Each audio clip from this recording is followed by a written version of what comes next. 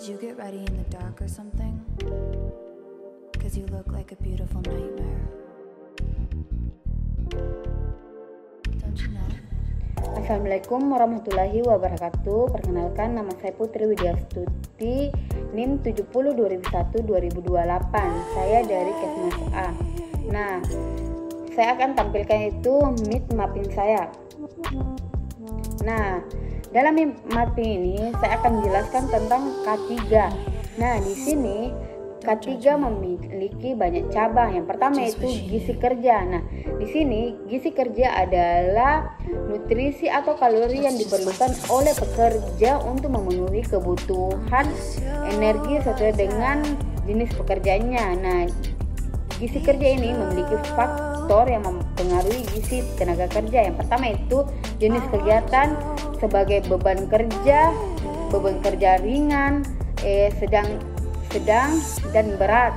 Nah, yang kedua itu faktor tenaga kerja, ketidaktahuan jika umur, kondisi tubuh tertentu, kebiasaan makan yang kurang baik, infeksi, bakteri dan parasit pada saluran pencernaannya. Nah, yang ketiga itu faktor lingkungan kerja sebagai beban tambah. Yang pertama itu fisika, kimia, biologi, fisiologi, dan psikologis. Nah, yang kedua itu yang akan saya jelaskan itu tentang definisi sistem manajemen K3. Nah, di sini bagian dari sistem manajemen secara keseluruhan yang dibutuhkan bagi pengembangan, penerapan, pencapaian, dan pengkajian dan pemeliharaan kebijakan K3 dalam rangka pengendalian resiko yang berkaitan dengan kegiatan kerja guna terciptanya tempat kerja yang aman, efisien dan produktif. Nah, adapun tujuan SMK3 yang pertama itu menetapkan tenaga kerja sesuai dengan harkat dan martabatnya sebagai manusia. Yang kedua itu meningkatkan komitmen pimpinan perusahaan dalam melindungi tenaga kerja. Yang ketiga itu meningkatkan efisien dan produktivitas kerja untuk menghadapi kompetensi perdagangan global. Nah, yang kelima itu peningkatan daya saing dalam perdagangan internasional. Dan materi keenamnya itu definisi keselamatan kerja. Nah, keselamatan kerja diartikan sebagai upaya-upaya yang ditujukan untuk melindungi pekerja, menjaga keselamatan orang lain, melindungi peralatan, tempat kerja, dan bahan produksi, menjaga kelestarian lingkungan hidup, dan melancarkan proses produksi. Keselamatan kerja berkaitan dengan mesin, pesawat, alat kerja, bahan dan proses pengolahan, landasan kerja dan lingkungan kerja, serta cara melakukan kerja dan proses produksi. Nah, yang di K3 itu ruang lingkup. Yang ada di K3 itu ruang lingkup. Yang pertama tempat kerja, alat kerja, dan metode atau cara kerja. Nah, tujuan K3 yaitu meningkatkan dan mempertahankan derajat kesehatan yang setinggi-tingginya, baik fisik, mental, maupun sosial. Yang kedua itu mencegah terjadinya penyakit akibat kerja dan kecelakaan yang disebabkan oleh lingkungan dan kondisi kerja. Yang ketiga, menempatkan dan mempertahankan lingkungan kerja di mana pekerja dapat beradaptasi baik secara fisikologis maupun psikologis. Nah, materi yang ketujuh yaitu penyakit akibat kerja. Nah, lingkungan fisik, suhu tinggi, heat stroke terjadi pada pekerja berat dalam lingkungan yang panas dan belum teraklimatisi teraklimatisasi. Nah, yang kedua itu headcraft, dialami dalam lingkungan yang suhu tinggi sebagai akibat bertambahnya keringat yang disertai hilangnya garam dari tubuh. Heat exhaustion terjadi karena cuaca yang sangat panas dan belum teraklimatisasi. Nah, suhu rendahnya itu frostbite, suhu sangat rendah di bawah titik beku. Yang kedua itu chill blind, bekerja di tempat yang cukup dingin dalam waktu yang cukup lama. Ketiga itu thresh fog, terjadi karena terendam dalam air dingin yang cukup lama.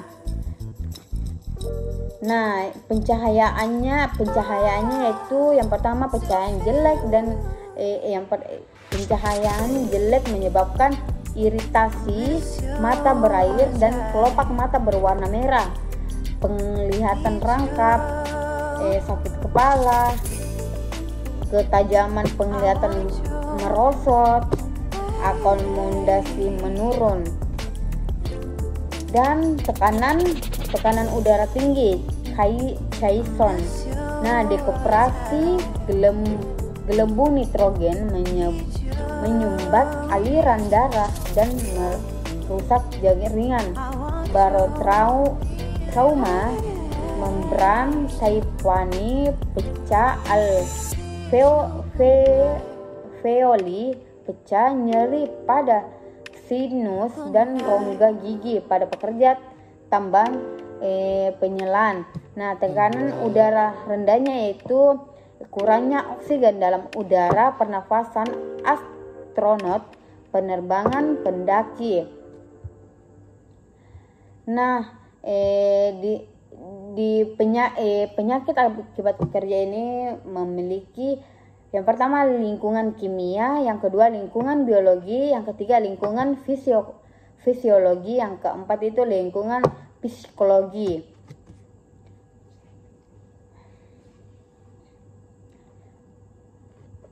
Nah, yang materi ke-8 itu tujuan ergonomi. Kita beralih ke pengertian ergonomi dulu, yaitu ergonomi adalah ilmu atau pendekatan multidisipliner yang bertujuan mengoptimalkan sistem manusia dengan pekerja sehingga tercapai alat, cara, dan lingkungan kerja yang sehat, aman, dan nyaman, dan efisien. Nah, tujuan ergonomi yaitu meningkatkan derajat kesehatan tenaga kerja yang optimal. Yang kedua, meningkatkan derajat kesehatan lingkungan yang optimal. Yang ketiga, meningkatkan keselamatan kerja yang optimal. Yang keempat, meningkatkan produktivitas kerja yang optimal. Nah, ruang lingkup ergonomi yaitu yang pertama, pengaturan kerja fisik khususnya yang berat. Kedua, perencanaan dan penyerasian mesin terhadap tenaga kerja. Yang ketiga itu konsumen kalori yang tepat, jumlah dan distribusinya sesuai dengan jenis pekerjanya. Yang kelima yaitu yang keempat itu pencegahan kelelahan. Yang kelima, perorganisasian kerja yang tepat. Yang keenam itu penciptaan lingkungan kerja yang mendukung kemudahan kerja.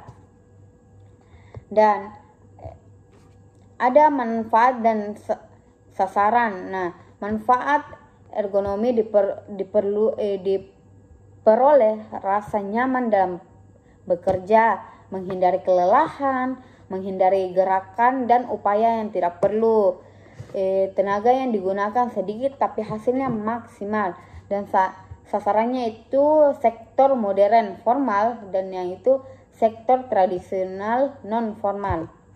Nah, materi yang ke-9 yaitu konsep kecelakaan kerja. Nah, pengertian kecelakaan kerja adalah peristiwa yang tidak terduga dan tidak diharapkan yang menimbulkan kerugian ekonomi, kehilangannya waktu kerja, biaya pengobatan, penderitaan, dan sebagainya. Nah, penyebab kecelakaan kerja itu, teori penyebab kecelakaan kerja itu teori kebetulan murni, yaitu kecelakaan terjadi atas hendak Tuhan. Kedua, teori kecenderungan kecelakaan, yaitu mempunyai sifat-sifat pribadi yang kecenderungan untuk mengalami kecelakaan. Teori ketiga itu faktor utama penyebab kecelakaan adalah peralatan, lingkungan, dan manusia. Dan teori dua faktor utama yaitu kecelakaan disebabkan oleh kondisi berbahaya dan tindakan atau perubahan berbahaya. Teori faktor manusia, kecelakaan kerja terjadinya karena kesalahan manusia. Nah, pencegahan kecelakaan yaitu peraturan perundangan, standarisasi, pengawasan, penelitian, teknis, medis, psikologis, statistik, pendidikan, pelatihan, asuransi. Nah, dampak kecelakaan kerja itu yang pertama, kerugian bagi instansi.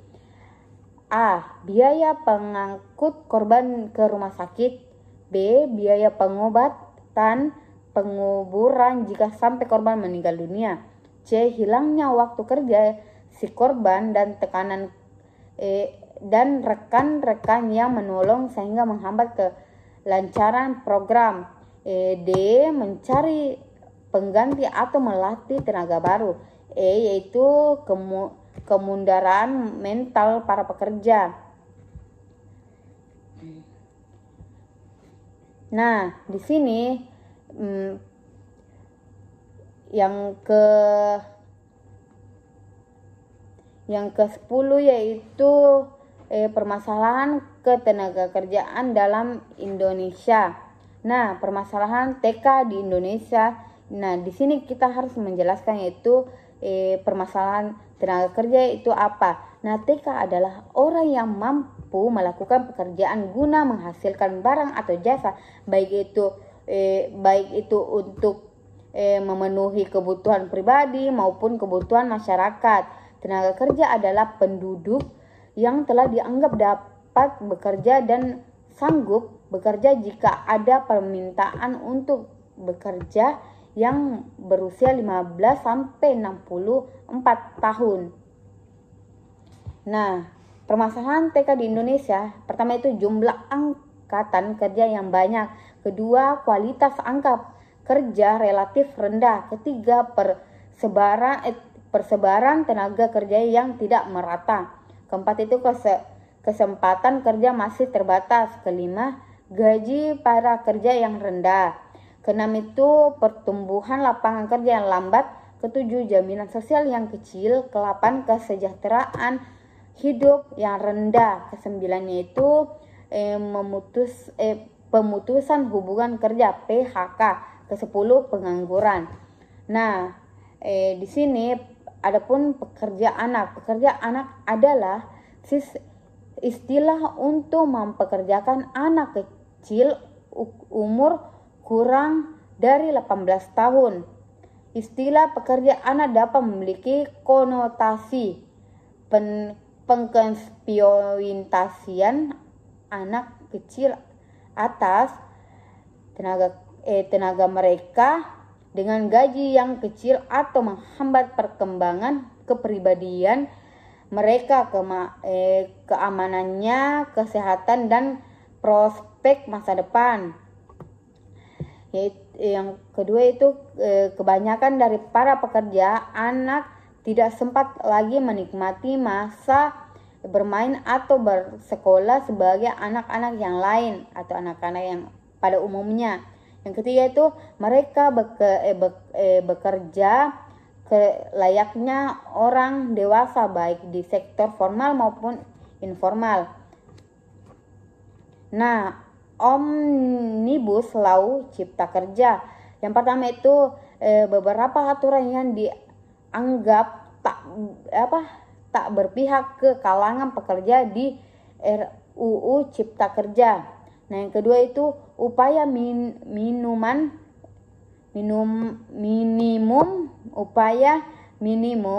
kota atau kabupaten terancam hilang. Ketiga itu besaran pesangon PHK berkurang. Keempat, hapus cuti haid bagi perempuan. Kelima itu nasib outsourcing semakin tak jelas. Keenam itu pekerja bisa dikontrak seumur hidup. Nah, di sini itu psikologi yang materi ke-11 itu psikologi industri. Nah, psikologi industri adalah ilmu yang mempelajari tingkah laku, gejala-gejala kejiwaan manusia. Psikologi industri psikologi industri ilmu yang mempelajari tingkah laku dan gejala kejiwaan manusia yang berhubungan dengan pekerja atau yang terjadi dalam industri. Nah, manfaat psikologi industri untuk menangani masalah yang dihadapi dalam sistem industri ditinjau dari sudut psikologis antara lain. Yang pertama itu personal management, menempatkan kerja, kepuasan kerja, pengukuran sikap, motivasi kerja, stres dan lain-lain. Yang kedua human engineering, yaitu kaitan antara alat dan lingkungan kerja, efisiensi kerja. Nah, yang ketiga tingkah laku pembelian, yaitu marketing, research. Yang kedua advertensi, yang ketiga penjualan.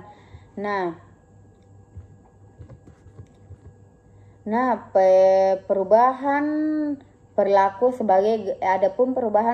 sebagai gejala stres di tempat kerja. Yang pertama itu bekerja melewati batas kemampuan. Yang kedua itu keterlambatan masuk kerja yang sering dan berkali-kali. Yang ketiga itu absen.